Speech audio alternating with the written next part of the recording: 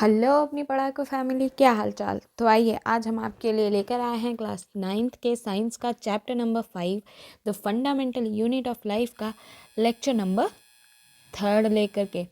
जी हाँ, हमारा 3rd lecture आज चलने वाला है। सो आइए देखते हैं। ठीक है, सो लास्ट लेक्चर तक हम पढ़ चुके हैं structural organisation of a cell. ठीक है, यानी कि एक सेल जो होती है उसका स्ट्रक्चरल ऑर्गेनाइजेशन कैसा होता है, यानी कि उसकी जो ये डिफरेंट डिफरेंट स्ट्रक्चर्स होती हैं, कौन सी स्ट्रक्चर्स जो उसके डिफरेंट डिफरेंट काम करती हैं, जो डिफरेंट डिफरेंट प्रोसेसेस को कराने में मदद करती हैं। तो वो जो स्ट्रक्चर्स होती हैं वो उस सेल के अंदर किस तरीके से यहाँ पर ऑर्गेनाइज होती हैं, इस चीज़ को हम बोलते हैं structural organisation of a cell. ठीक है, तो यहाँ पर हमने क्या लिखा था कि सेल जो होती है उसमें कुछ स्पेशल कंपोनेंट्स होते हैं, ठीक है, जिनको हम ऑर्गेनल्स बोलते हैं। तो जब हम इनको सेल के ऑर्गेनल्स की बात कर रहे होते हैं, क्योंकि स्पेशल कंपोनेंट्स तो किसी भी चीज़ के हो सकते हैं ना, चाहे हम सेल की बात कर रहे हों चाहे हम किसी और चीज़ की बात कर रहे हों। जब हम सेल के ऑर्गेनल्स की बात करते हैं तो हम डायरेक्टली बोलते हैं सेल ऑर्गेनल्स।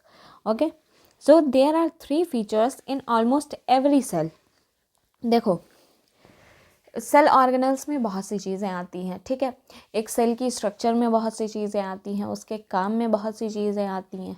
ओके, बट यहाँ पर जो ये मैंने 3 फैक्टर्स अलग से इसलिए दिए हैं क्योंकि ये जो 3 फैक्टर्स होते हैं ये लिटरली हर सेल में होते हैं, यानी कि ये इनका आपको एक एक्सेप्शन नहीं मिलेगा। ओके, कि ये इसमें नहीं होता है उस सेल में नहीं होता है। यानी कि ये जो 3 फीचर्स होते हैं, कौन कौन से, एक हमारी प्लाज्मा मेम्ब्रेन, एक हमारा न्यूक्लियस और एक हमारा साइटोप्लाज्म, ये जो है सभी सेल्स में होता है, चाहे वो किसी भी टाइप की सेल हो, कितनी भी वो एकदम कितनी भी उसकी ग्रोथ कम हुई हो, कितनी भी उसकी ग्रोथ बहुत ज़्यादा हो चुकी हो कि उसको किसी चीज़ की ज़रूरत ही नहीं है।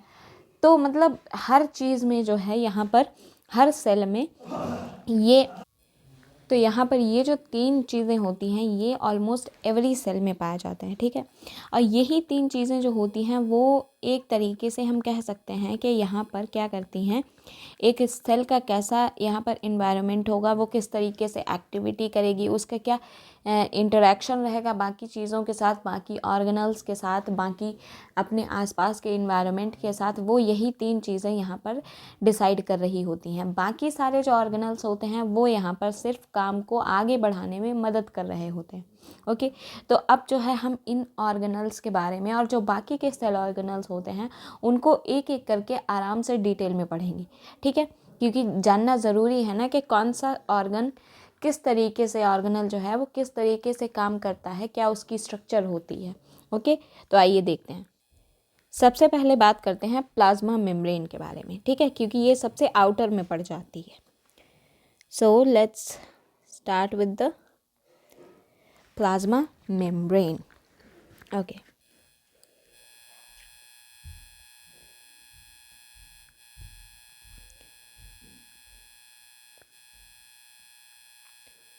Plasma membrane. सो अब ये क्या होती है, कैसे, ये क्या फंक्शंस करती है, क्या काम करती है, आइए डिटेल में जानते हैं। ठीक है, जो ये प्लाज्मा मेम्ब्रेन होती है, जैसा कि मैंने अभी अभी बताया कि प्लाज्मा मेम्ब्रेन जो होती है वो आउटर मोस्ट कवरिंग होती है किसी भी सेल की। ठीक है, सो यहाँ पर जो प्लाज्मा मेम्ब्रेन है वो हम यहाँ पर लिख लेते हैं that this is the outermost covering of the cell. ठीक है, आउटर मोस्ट कवरिंग होती है किसी भी सेल की। तो ये जो है, हालांकि हमें पता है कि ये जो है एक सेल के ऊपर एक मेम्ब्रेन टाइप की बनाती है। मेम्ब्रेन क्या होती है, एक ऐसी झिल्ली होती है जो कि हमारी सेल को प्रोटेक्ट करने का काम करती है। ठीक है, that is why we can also call it as the cell membrane. ठीक है, सेल मेम्ब्रेन। अब यहाँ पर ध्यान देने की बात यह है कि यहाँ पर सेल मेम्ब्रेन और सेल वॉल 2 डिफरेंट वर्ड्स हैं, इनको हम एक में मर्ज करके नहीं याद कर सकते। Okay, so it is also called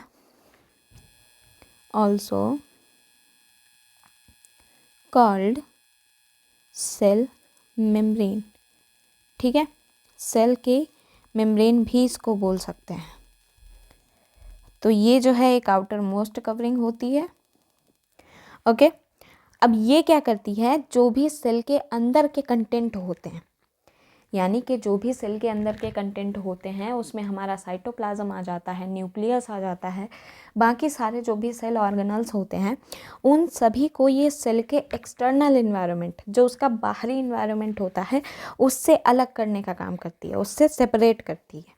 ठीक है भाई, जब वो चीज़ उस सेल को बिल्कुल बाहर से कवर कर रही है, इसका मतलब है ना कि वो इन्वायरमेंट से उसको अलग कर रही है ना। So we can write it down this, it separates the content of the cell from the external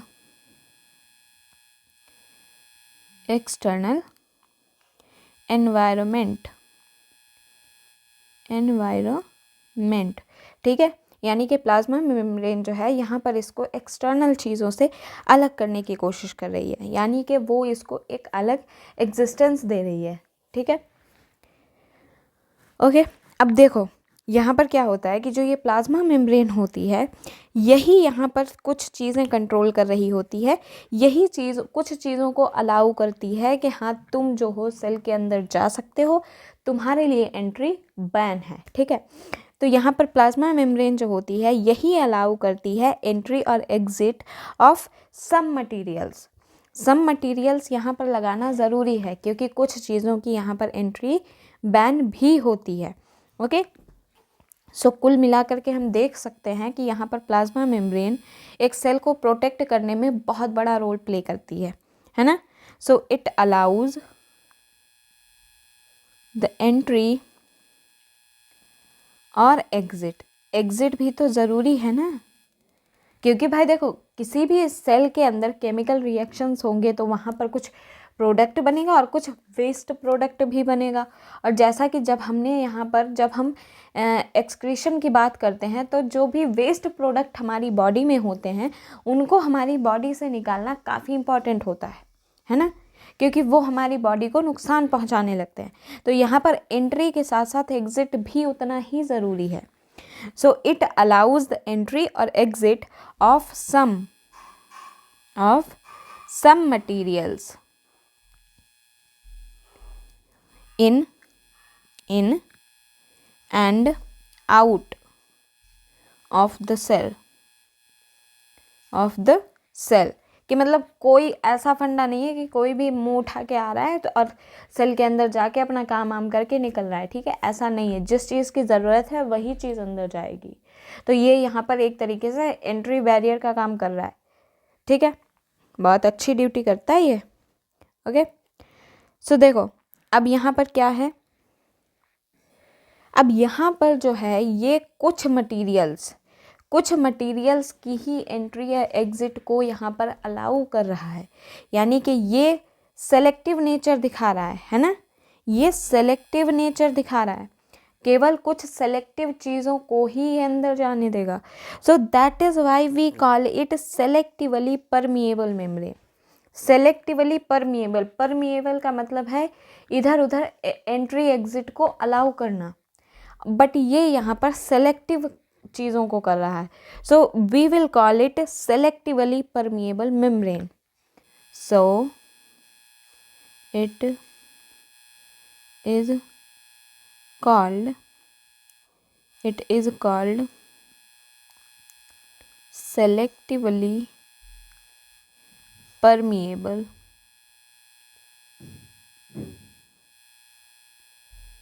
selectively permeable membrane.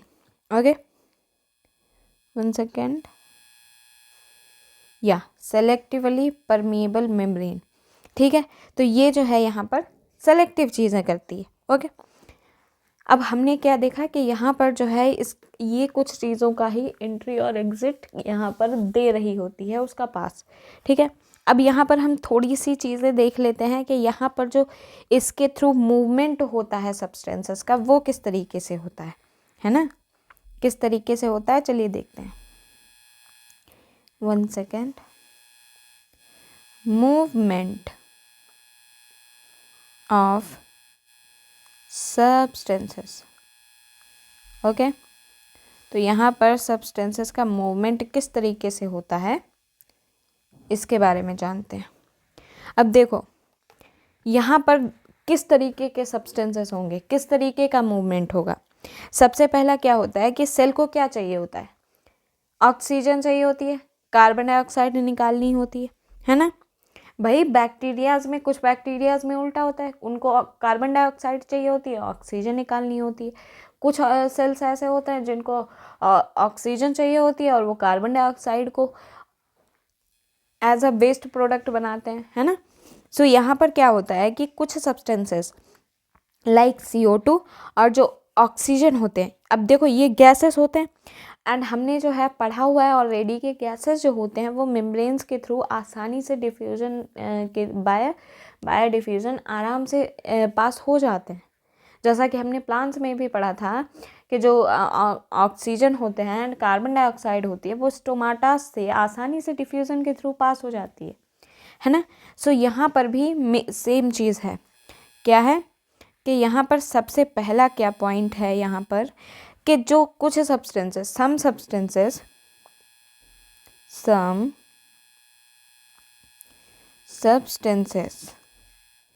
Like CO2 and O2।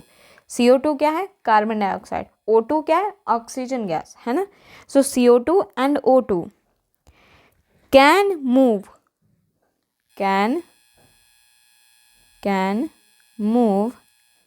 across the membrane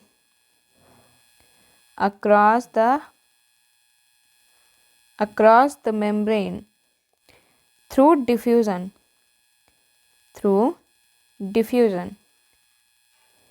okay, through diffusion. अब diffusion का हमने क्या हमने पढ़ा था diffusion के बारे में कि क्या होता है डिफ्यूज़न। डिफ्यूज़न में क्या होता है कि यहाँ पर जो चीज़ें होती हैं, जो भी यहाँ पर सब्सटेंस होता है वो high pressure to low pressure जाता है। भाई मैंने आपको एक एग्जांपल के थ्रू भी बताया था कि जो यहाँ पर कैसे आपको समझना है कि आप मान लो 2 रूम्स हैं आमने सामने, ठीक है। एक में बहुत ज़्यादा भीड़ है, मतलब आप खड़े हो तो आपको धक्के लग रहे हैं, ठीक है, स्टिल आप खड़े हो फिर भी आपको धक्के लग रहे हैं। दूसरा रूम ऐसा है वहाँ पे आप आराम से खड़े हो, टहलो, थोड़ा इधर उधर बैठो, कोई दिक्कत नहीं है, कोई प्रेशर नहीं है, ठीक है। तो आप किस जगह पे रहना पसंद करेंगे, जहाँ पे बराबर धक्के लग रहे हैं वहाँ पे, या फिर जहाँ पे आप आराम से बैठ सकते हैं वहाँ पे। ऑब्वियस सी बात है कि आप चूज़ करेंगे कि जहाँ पे मैं आराम से बैठ सकता हूँ, है ना। सो यहाँ पर भी वही चीज़ होती है कि डिफ्यूज़न में जो है चीज़ें high pressure to low pressure move करती हैं। अब वही हाई प्रेशर यहाँ पर हम कंसंट्रेशन में यूज़ करेंगे, क्योंकि हम यहाँ पर सब्सटेंसेस की बात कर रहे हैं जो कि सेल के अंदर ये प्रोसेस हो रही है। ओके, सो यहाँ पर जो डिफ्यूज़न है वो from high to low concentration होगा।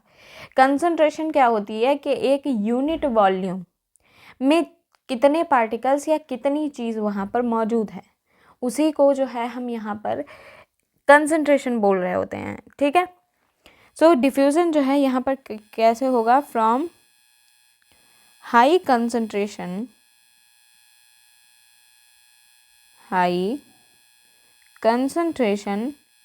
To low concentration.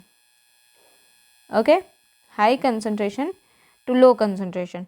सो ये जो है एक प्रोसेस होती है जिसके थ्रू हमने किसका निपटारा कर दिया, CO2 और ऑक्सीजन का, क्योंकि हम सब्सटेंसेस की मूवमेंट देख रहे थे। तो यहाँ पर CO2 और ऑक्सीजन का तो हमने हिसाब बना दिया कि वो जो है यहाँ पर डिफ्यूज़न के थ्रू मेम्ब्रेन से आराम से निकल जाएगी। भाई अंदर अगर ऑक्सीजन बनी हुई है, अब इसको हम थोड़ा सा जो है शब्दों में, अपने शब्दों में जो है इसको हम इलेबोरेट करते हैं, ठीक है। कैसे, मान लो कि ये सेल है, ठीक है, यहाँ पर जो है रेस्पायरेशन होने के बाद में CO2 की मात्रा बहुत है, ठीक है, पूरा CO2 भरा हुआ है पूरा, ठीक है। अब हमको क्या करना है, हमको इस CO2 को बाहर छोड़ना है ना, CO2 को बाहर निकालना है, क्योंकि अंदर CO2 की मात्रा बहुत बढ़ गई है और ऑक्सीजन को CO2 नहीं चाहिए। तो अब एक बात बताओ, इतनी सारी CO2 इतने छोटे सी जगह में जो है यहाँ पर भरी हुई है ना। अब हम ये तो कह नहीं सकते कि हमारे यहाँ एटमॉस्फेयर में बाहर कार्बन डाइऑक्साइड नहीं है, ये तो नहीं कह सकते ना। कुछ प्रेशर तो बाहर एटमॉस्फेयर में भी है ना कार्बन डाइऑक्साइड का। बट यहाँ पर फ़र्क क्या है कि ये जो CO2 है ये एक छोटी सी जगह में है। छोटी सी जगह में इतनी सारी CO2 होने की वजह से यहाँ पर क्या है, अंदर प्रेशर बहुत हाई है ना, प्रेशर बहुत हाई है। हम क्या करते हैं, देखो जब हमारे पास कोई ग्लास होता है छोटा सा, उसमें हम पानी डालते रहते हैं तो जब तक स्पेस होता है तब तक वो पानी उसमें भरा रहता है, और जैसे ही वो ऊपर तक आता है वो बहने लगता है ना। हर चीज़ जो है उसकी एक कैपेसिटी होती है कि वो इतनी चीज़ को ही झेल सकती है। तो यहाँ पर जब इतना ज़्यादा प्रेशर हो गया है, तो अगर हम इसकी तुलना में बाहर की बात करें तो बाहर तो कितना स्पेस है ना, पूरे एटमॉस्फेयर में कितना स्पेस है। तो ऑब्वियस सी बात है यहाँ पर जो प्रेशर है वो कम ही होगा यहाँ की तुलना में, है ना। सो यहाँ पर बाहर जो है प्रेशर कम है, तो क्या होता है कि प्लाज्मा मेम्ब्रेन बोलती है कि बाहर जो है कार्बन डाइऑक्साइड कम है, अंदर ज़्यादा हो रही है, इसको निकाल देते हैं। ठीक है, यहाँ पर जो है डिफ्यूज़न की प्रोसेस हो जाती है। तो कार्बन डाइऑक्साइड हमारी निकल गई। इस तरीके से जो है यहाँ पर हमारे कार्बन डाइऑक्साइड का यहाँ पर डिफ्यूज़न होता है। ओके, अब वहीं देखो हम ऑक्सीजन की बात कर लें। हमें क्या करना है, ऑक्सीजन को अंदर ले जाना है, क्योंकि हम यहाँ पर उसी मूवमेंट में करेंगे ना काम जिस तरीके से हमें करना है। हम यहाँ पर कार्बन डाइऑक्साइड को बाहर निकाल रहे थे और ऑक्सीजन को हमें अंदर ले जाना है। अब एक बात बताओ, यहाँ पर मान लिया कि एटमॉस्फेयर में बहुत जगह है तो ऑक्सीजन का इतना ज़्यादा प्रेशर नहीं है बाहर एटमॉस्फेयर में, लेकिन एक बात बताओ कि अंदर जब बिल्कुल ही नहीं है ऑक्सीजन और बाहर है, तो तब भी तो यहाँ का प्रेशर यहाँ की तुलना में ज़्यादा है ना। यहाँ का जो प्रेशर है वो यहाँ की तुलना में तो ज़्यादा है, क्योंकि यहाँ तो कोई भी ऑक्सीजन नहीं है, जबकि यहाँ पर है। तो जब यहाँ पर है तो प्लाज्मा मेम्ब्रेन बोलती है कि यार ज़रूरत भी है ऑक्सीजन की और हमारे पास अवेलेबल भी है, तो क्यों ना डिफ्यूज़न के थ्रू इसको अंदर ले लेते हैं। तो इस तरीके से यहाँ पर जो है ऑक्सीजन का डिफ्यूज़न होता है। Okay, so this is how the diffusion process of oxygen and carbon dioxide takes place across the plasma membrane of the cell. Okay, I hope आपको समझ आया होगा। Okay, so इस तरीके से जो है यहाँ पर गैसियस जो सब्सटेंसेस होते हैं उनकी मूवमेंट होती है। अब गैस से हम आते हैं वाटर पे। ठीक है, जो वाटर होता है उसकी किस तरीके से यहाँ पर मूवमेंट हो रही होती है। ओके भाई, वाटर भी तो ज़रूरी होता है ना। सो देखो, वाटर की मूवमेंट के लिए भी हमने एक फिनोमेना पढ़ा था जिसको हम बोलते हैं osmosis. Okay, so movement of water through such selectively permeable membrane is called osmosis. अब ये कैसे होती, ये भी हम आगे जानते हैं। ठीक है, पहले हम स्टेटमेंट लिख लेते हैं। क्या, that movement of water through such selectively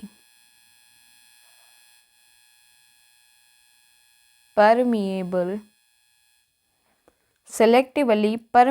membrane is called osmosis। ठीक है, यानी कि जो सेलेक्टिवली परमिएबल मेम्ब्रेन होती है उसके थ्रू जो मूवमेंट होता है वाटर का, उसको हम बोलते हैं ऑस्मोसिस। ठीक है, अब ऑस्मोसिस क्या होती है, कैसे होती है, इसको देखते हैं। अब देखो, यहाँ पर जो है डिफ्यूज़न का उल्टा होता है। ऑस्मोसिस में डिफ्यूज़न का उल्टा होता है। अब इसको हम कैसे समझते हैं, आइए एक एग्जांपल से समझते हैं। ठीक है, हाँ, तो हम एग्जांपल लेते हैं। मान लो हमने क्या किया, यहाँ पर 2 जार लिए। ठीक है, 1 सेकेंड, दो जार लेते हैं और इनको इस तरीके से बीच में ये इसकी बाउंड्री नहीं है, या रुको, हमने यहाँ पर एक टैंक लिया। ठीक है, टैंक लिया, इसके बीच में जो है हमने एक प्लेट जैसी रख दी, तो हमने इसको जो है 2 पार्ट्स में डिवाइड कर दिया। ओके, अब एक में हम क्या लेते हैं, एक में हम क्या लेंगे, बहुत ही कंसंट्रेटेड कोई घोल ले लेते हैं। मान लो कि हमने चीनी की जो है बहुत ही कंसंट्रेटेड, एकदम नहीं जिसमें जो अच्छे से बह भी नहीं सकती, ऐसी चाशनी ले ली। ठीक है, यहाँ पर हमने क्या ले लिया, शुगर सॉल्यूशन ले लिया।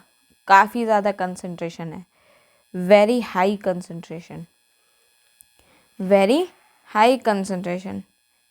ठीक है, ट्रेशन।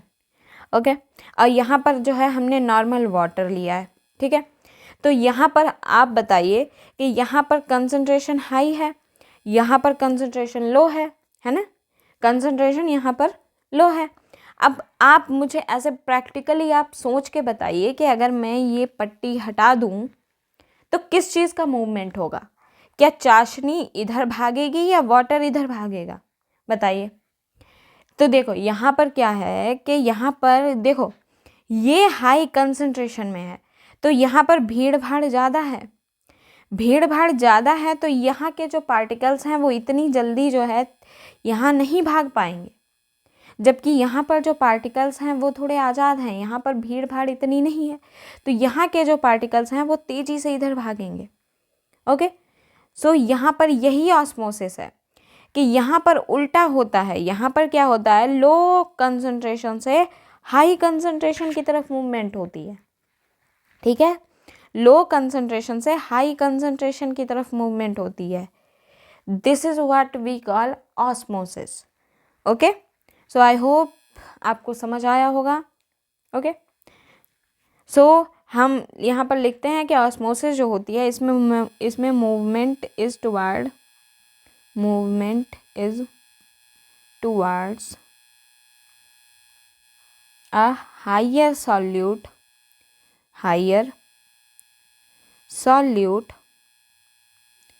concentration। ओके, जिधर सॉल्यूट की कंसंट्रेशन ज़्यादा होगी उधर मूवमेंट होगी। ठीक है, लो कंसंट्रेशन वाला ज़्यादा फुर्तीला होगा। ठीक है, so this is how the osmosis works. Okay, अब देखो यहाँ पर जो ऑस्मोसिस होती है, ये जो सेल है, हमने क्या देखा था कि सेल जो है ये मतलब जो सेल की प्लाज्मा मेम्ब्रेन है ये चीज़ों की मूवमेंट्स कराते हैं। ठीक है, अब हम यहाँ पर 3 एग्जांपल्स लेते हैं। ठीक है, 3 सिचुएशंस लेंगे हम यहाँ पर शुगर और सॉल्ट की। ठीक है, सो हमने यहाँ पर ली हैं 3 सिचुएशंस। कौन कौन सी,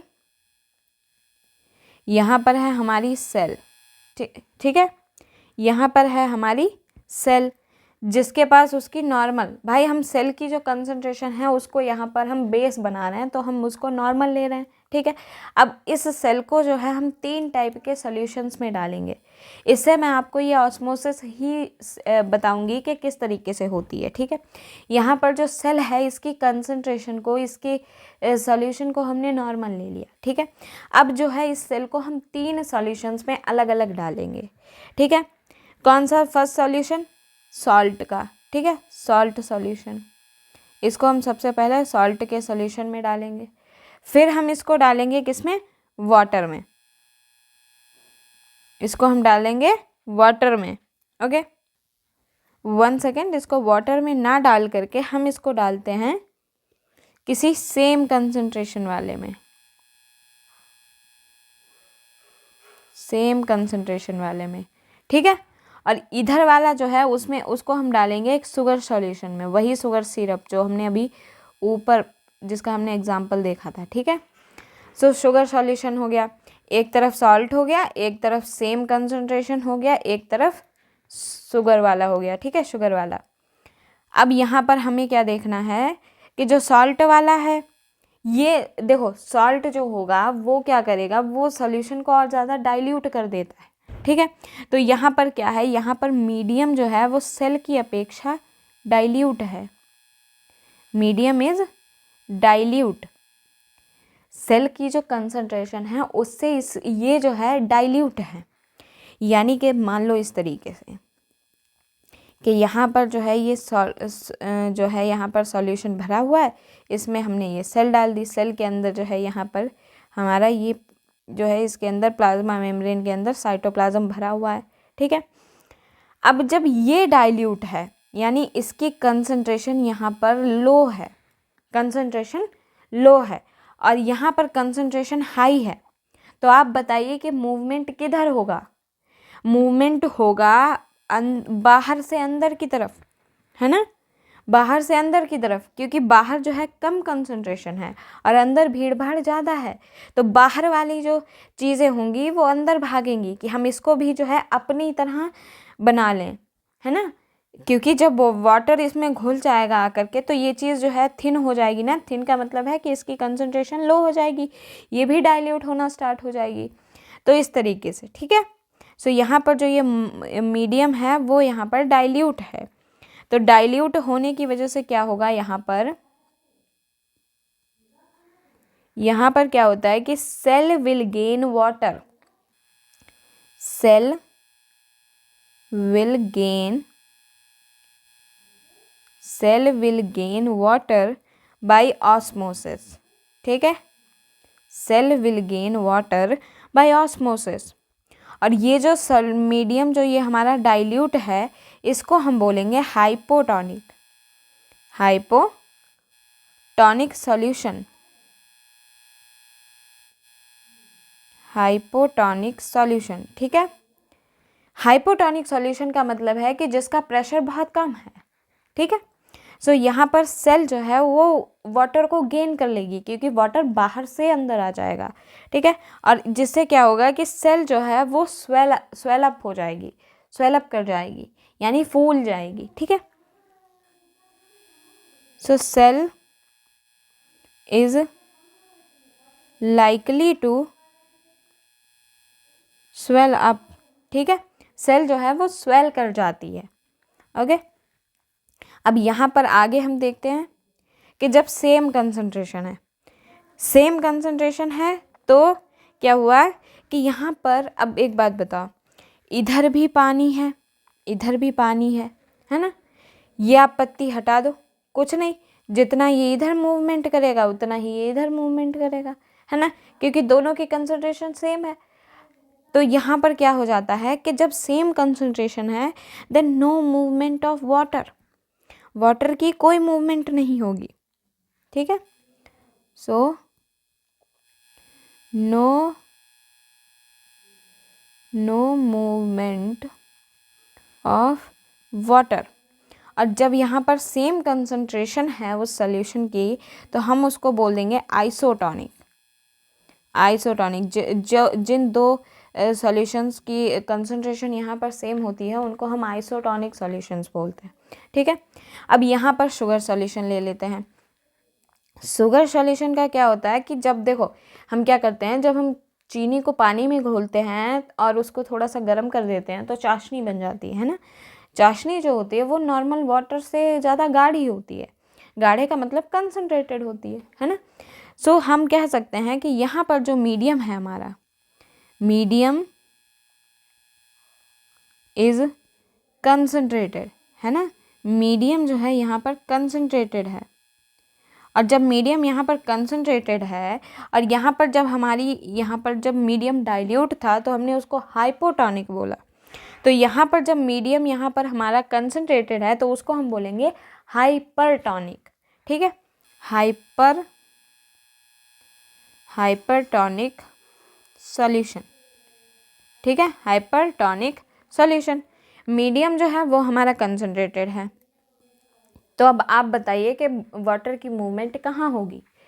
कंसंट्रेशन बाहर ज़्यादा है, सेल के अंदर कम है, तो सेल के अंदर जो भी मटेरियल है वो बाहर जाने लगेगा, है ना। बस मतलब आप ये समझ लो कि जो भी मामला बाहर और अंदर है उनको मिक्सअप करके बराबर करना है, ठीक है, बराबर करना है। तो उसके लिए अगर चीज़ों को अगर मतलब डाइल्यूट चीज़ को अंदर से बाहर जाना होगा तो वो अंदर से बाहर जाएगी, और अगर उसको बाहर से अंदर आना होगा तो वो बाहर से अंदर आएगी।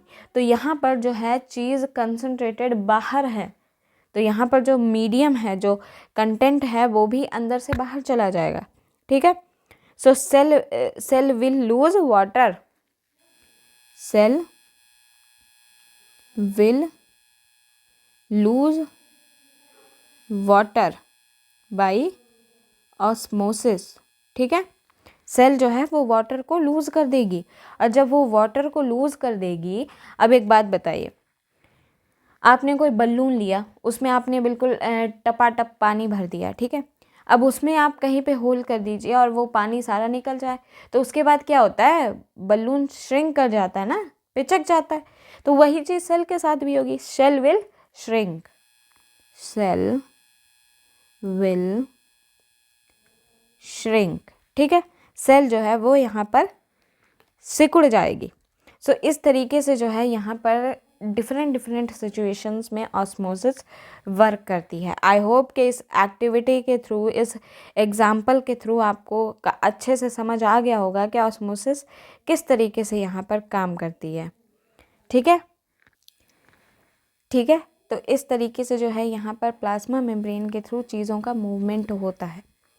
ओके, अब देखो यहाँ पर हम प्लाज्मा मेम्ब्रेन की एक और क्वालिटी को यहाँ पर देख लेते हैं। ठीक है, प्लाज्मा मेम्ब्रेन बनी किस चीज़ की होती है, ये भी तो जानना ज़रूरी है ना। तो यहाँ पर अब हम नीचे ही पॉइंट अपना लिखते हैं, नेक्स्ट वाला, that plasma membrane is made up of lipids and proteins. Lipids and proteins. ठीक है, प्लाज्मा मेम्ब्रेन जो होती है वो लिपिड की बनी होती है और प्रोटीन्स की बनी होती है। अब प्रोटीन्स जो हैं इसीलिए हमारी बॉडी के लिए इम्पॉर्टेंट होते हैं, इसीलिए जो है हमें बोला जाता है बार बार कि आपको भरपूर मात्रा में प्रोटीन्स लेते रहने चाहिए, ताकि आपकी जो सेल्स हैं वो हेल्दी बनी रहें। ओके, और सेल्स हेल्दी होंगे तो आप भी हेल्दी होंगे, है ना। सो प्लाज्मा मेम्ब्रेन जो होते हैं वो लिपिड्स और प्रोटीन्स के बने होते हैं। अब लिपिड और प्रोटीन जो होते हैं ये अपनी स्ट्रक्चर में फ्लेक्सिबल होते हैं। ठीक है, ये जो हैं फ्लेक्सिबल होते हैं। So plasma membrane is flexible. Flexible का क्या मतलब होता है बताइए, फ्लेक्सिबल का क्या मतलब होता है कि वो जो है अपनी मूवमेंट करने के लिए जो है यहाँ पर फ्लेक्सिबल है, मूवमेंट करने के लिए फ्री है, वो अपने आप को इधर उधर मोड़ मार सकती है।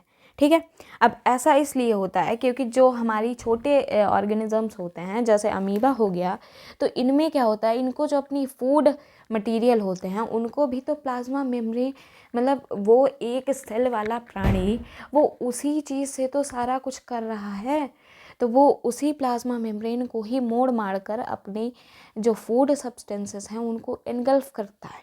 ठीक है, सो यहाँ पर जो फ्लेक्सिबिलिटी है से प्लाज्मा मेम्ब्रेन की, it enables the cell to engulf the food and other materials. ठीक है, enables the cell to engulf the food and other materials like in amoeba. Amoeba इस चीज़ का सबसे बड़ा एग्जाम्पल है, क्योंकि वो जो है इसी प्रोसेस के थ्रू अपनी सेल को ही मोड़ मार कर यहाँ पर क्या करता है, यहाँ पर अपना भोजन प्राप्त करता है, अपना फूड यहाँ पर वो गेन करता है। ठीक है, तो ये जो है सारी डिटेल्स हो गई हमारे प्लाज्मा मेम्ब्रेन के बारे में। सो देखा प्लाज्मा मेम्ब्रेन कितने काम की चीज़ है एक सेल के लिए। ठीक है, अब जो है यहाँ पर हम नेक्स्ट के बारे में बात करते हैं जो कि इससे नीचे आती है, क्योंकि देखो हम यहाँ पर अब जब हम सेल की स्ट्रक्चर को ही यहाँ पर स्टडी कर रहे हैं, तो क्यों ना हम सबसे बाहर से स्टार्ट करके धीरे धीरे अंदर जाते हैं और फिर हम अंदर जा कर के सारे जो छोटे छोटे सेल ऑर्गेनल्स होते हैं उन सभी के बारे में स्टडी करेंगे। ओके, सो देखो सबसे बाहरी हो जाती है हमारी प्लाज्मा मेम्ब्रेन, जिसके बारे में हम पढ़ चुके हैं। ठीक है, अब सेल मेम्ब्रेन, सॉरी हाँ सही बोला था, सेल मेम्ब्रेन जो होती है इसके बाद, यानी कि सेल मेम्ब्रेन से निचली वाली जो लेयर होती है सेल की, वो होती है सेल वॉल। ठीक है, तो अब हम पढ़ेंगे किसके बारे में, सेल वॉल के बारे में। सो देखते हैं आखिर।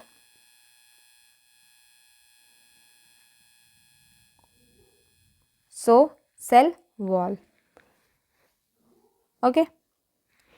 तो अब सेल वॉल जो होती है, ये सबसे पहले तो एक बात ये जान लेनी ज़रूरी है कि सेल वॉल जो होती है वो सिर्फ और सिर्फ यहाँ पर प्लांट्स में पाई जाती है। जी हाँ, एनिमल्स में कोई सेल वॉल नहीं होती है।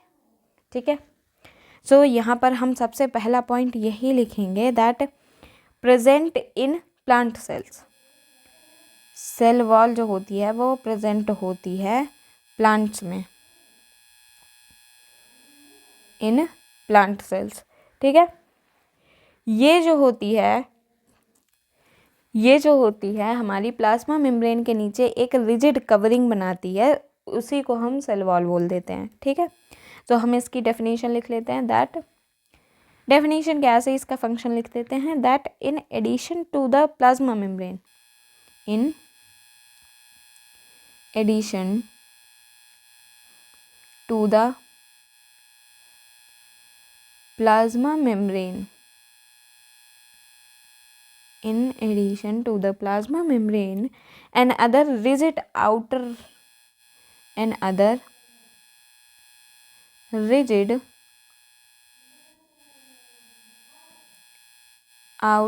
covering called the cell wall। ठीक है, called the cell wall, यानी कि ये भी रिजिड होती है। ठीक है, अब प्लांट्स जो होते हैं इनमें सेल वॉल पाई जाती है, ऐसा नहीं है कि सिर्फ प्लांट्स में ही पाई जाती है। ठीक है, बाकी सारे कुछ ऑर्गेनिजम्स होते हैं जिनमें पाई जाती है, जैसे बैक्टीरियाज होते हैं हमारे, एलगेज होते हैं, फिर हमारे फंजाई आते हैं, इनमें सब में सेल वॉल पाई जाती है, बस एनिमल्स में ही नहीं पाई जाती। ठीक है, सो यहाँ पर जो है प्लांट्स जो होते हैं इनमें सेल वॉल जो होती है वो ज़्यादा इम्पॉर्टेंट होती है। प्लांट्स की जो सेल वॉल होती है वो मेनली सेल्यूलोज की बनी होती है। अब सेल्यूलोज के बारे में हम सभी ने सुना हुआ होता है ना, क्योंकि सेल्यूलोज हम जैसे ही नाम सुनते हैं तो हमारे दिमाग में सबसे पहले प्लांट्स की इमेज बनती है। Okay, so plant cell wall is mainly composed of cellulose. ठीक है, ये जो है मेनली सेल्यूलोज की यहाँ पर बनी होती है। ठीक है, अब यहाँ पर सेल्यूलोज क्या होता है, सेल्यूलोज को जब हम केमिस्ट्री में पढ़ते हैं, जब हम इसके नेचर को पढ़ते हैं तो क्या हमें पता चलता है कि सेल्यूलोज जो होता है एक काफ़ी कॉम्प्लेक्स सब्सटेंस होता है। ये इतना ज़्यादा कॉम्प्लेक्स होता है स्ट्रक्चर में कि हमारी जो ह्यूमंस की बॉडी होती है वो सेल्यूलोज को डाइजेस्ट कर ही नहीं सकती। इसकी स्ट्रक्चर काफ़ी हमारे लिए कॉम्प्लेक्स पड़ जाती है डाइजेस्ट करने को, क्योंकि डाइजेशन में भी हम क्या करते हैं, चीज़ों को बस छोटे से छोटे लेवल तक उसको तोड़ते जाते हैं ताकि एकदम सिंपल फॉर्म हमें मिल जाए जो कि हमारी जो सेल्स हैं उनको एब्जॉर्ब कर सकें, है ना। सो सेल्यूलोज जो होता है वो एक कॉम्प्लेक्स सब्सटेंस होता है,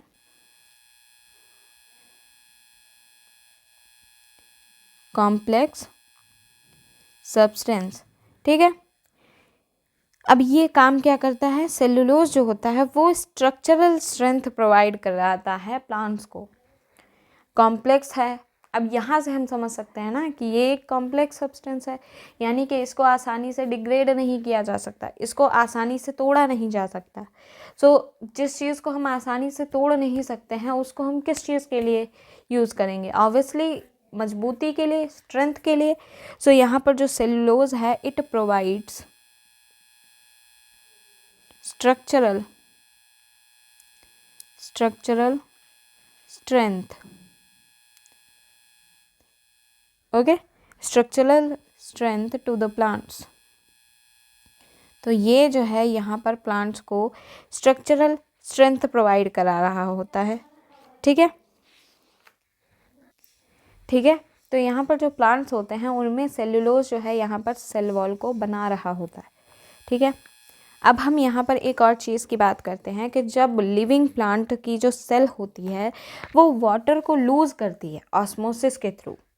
हमने पढ़ी है ना ऑस्मोसिस की डिफरेंट डिफरेंट सिचुएशंस जहाँ पर वाटर को लूज़ भी करती है और गेन भी करती है। तो यहाँ पर जो है दो सिचुएशंस बन जाते हैं। यहाँ पर हम ऐसे ही लिख लेते हैं ऑस्मोसिस, इसके थ्रू यहाँ पर दो सिचुएशंस बन जाती हैं। एक में क्या होता है, सेल लूजेस द वाटर, ठीक है, और एक क्या बन जाती है, cell gains the water, gains the water. दोनों में ही ऑस्मोसिस होती है। ठीक है। अब यहाँ पर सेल वॉल क्या रोल प्ले करती है हम उसको पढ़ने वाले हैं। ठीक है। तो यहाँ पर जब सेल यहाँ पर वाटर को लूज़ कर रही है यानी कि यहाँ पर वो श्रिंक कर रही है। ठीक है, one second, there is shrinkage, shrinkage, shrinkage और कॉन्ट्रैक्शन, श्रिंकेज या कॉन्ट्रैक्शन सेम ही चीज़ है ना। तो यहाँ पर श्रिंकेज हो रही है। अब श्रिंकेज कैसे हो रही है, श्रिंकेज में क्या होता है कि जो सेल का कंटेंट होता है वो सेल वॉल के थ्रू बाहर निकल जाता है। ठीक है। So there is shrinkage of the contents of the contents of the cell away from the cell wall। ठीक है। ये जो है यहाँ पर सिचुएशन होती है जब सेल यहाँ पर वाटर को लूज कर रही होती है यानी कि वाटर यहाँ पर बाहर जा रहा होता है। अब देखो यहाँ पर एक और सिचुएशन क्या होती है कि जब देखो सेल वाटर को गेन कर रही है। ठीक है। अब मान लो कि हमने जो है वाटर को सेल को काफ़ी ज़्यादा डाइल्यूट सॉल्यूशन में रख दिया तो वाटर तो अंदर आता जाएगा ना, अंदर आता जाएगा। तो ऐसे में क्या होता है कि जो ये हमारी सेल वॉल होती है ये यहाँ पर बचाती है सेल को बर्स्ट होने से, यानी कि सेल को फटने से बचाती है। इसीलिए जो है यहाँ पर cell wall structural strength provide करती है। ठीक है। So cell wall permits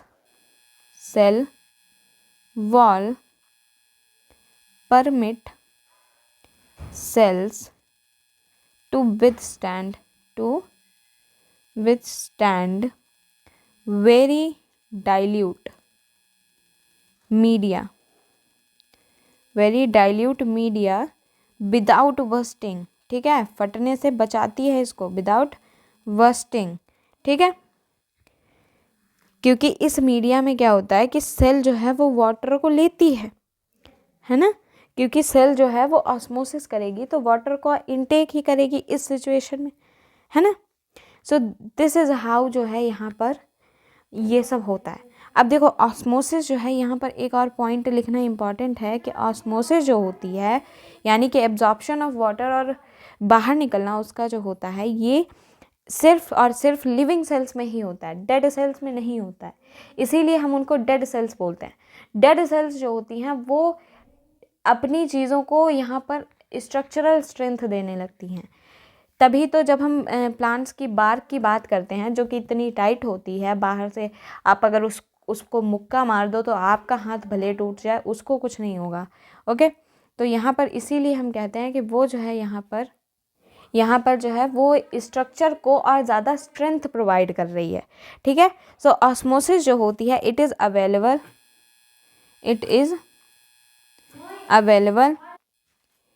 in living cells only, not in dead cells। Okay, dead cells में ये चीज़ नहीं होती है। लिविंग सेल्स जो होती हैं वो नम होती हैं, थोड़ी सी मासूम होती हैं कह सकते हैं। ठीक है। एंड जो डेड सेल्स होती हैं वो थोड़ी सी रफ होती हैं, टाइट होती हैं, ठीक है, स्ट्रांग होती हैं। तो इस तरीके से जो है यहाँ पर सेल्स के अंदर ऑस्मोसिस वगैरह चल रहा होता है। ठीक है। अब ये जो सेल वॉल होती है ये हम कह सकते हैं इसी की वजह से, ये पॉइंट भी हम रेड पेन से ही लिखेंगे क्योंकि काफ़ी इम्पॉर्टेंट है। ठीक है। ये जो हमारी सेल वॉल हो जाती है, यही एक रीज़न है कि जो हमारी प्लांट सेल्स होती हैं, जो हमारी बाकी की सेल्स होती हैं, वो ज़्यादा सराउंडिंग के चेंजेस को यहाँ पर अडेप्ट कर लेती हैं रेदर देन एनिमल सेल्स, है ना। प्लांट्स को आप देखेंगे, पता चला है कि जैसे नहीं टेढ़ा टेढ़ा उगता जा रहा है, कहीं रास्ते में कोई दीवार आ गई तो उसको मतलब उससे अलग हटके निकलता जा रहा है ना। तो यहाँ पर जो सेल वॉल होती है, due to this such cells can withstand much greater changes in the surroundings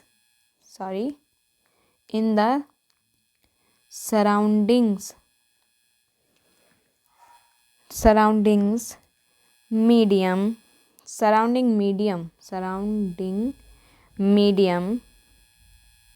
than animal cell, ठीक है।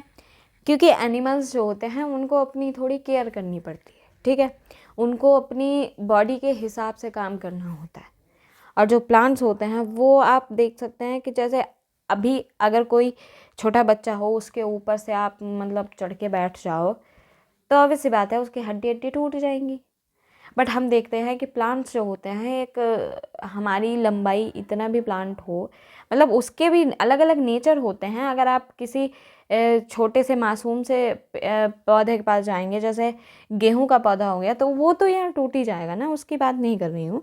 जो स्ट्रांग होते हैं, जिनमें बार्क होती है, उनकी बात कर रही हूँ, जिनमें कैम्बियम होती है, तो उनके ऊपर आप चढ़ के बैठ जाएंगे तो उनको कोई दिक्कत नहीं होगी, आप बैठे रहो जितनी देर बैठना है ना। सो ये जो सेल वॉल होती है, ये बेसिकली यहाँ पर स्ट्रेंथ प्रोवाइड करा रही है, ठीक है। सो यहाँ पर जो है ये सेल वॉल होती है। तो यहाँ पर हमने आज प्लाज्मा मेम्ब्रेन को कवर कर लिया, आज हमने सेल वॉल को कवर कर लिया, ठीक है। अब जो है नेक्स्ट लेक्चर में हम कवर करेंगे न्यूक्लियस को और साइटोप्लाज्म को, ठीक है, क्योंकि हम यहाँ पर जो है बाहर से अंदर की तरफ जो है एक सीक्वेंस में चीज़ों को कवर कर रहे हैं, ठीक है। तो अगर आपने यहाँ तक लेक्चर देख लिया है, so thank you very much for watching this video. And अगर आपको ये वीडियो अच्छा लगा है, इन्फॉर्मेटिव लगा है, और नए नए एग्जांपल्स के थ्रू जैसे मैं आप यहाँ पर चीज़ों को क्लियर करने की कोशिश करती हूँ, अगर वो तरीका आपको अच्छा लग रहा है तो प्लीज़ वीडियो को लाइक ज़रूर करें, शेयर ज़रूर करें एंड चैनल को सब्सक्राइब ज़रूर करें, ठीक है। मिलते हैं नेक्स्ट लेक्चर के साथ, तब तक के लिए टाटा बाय।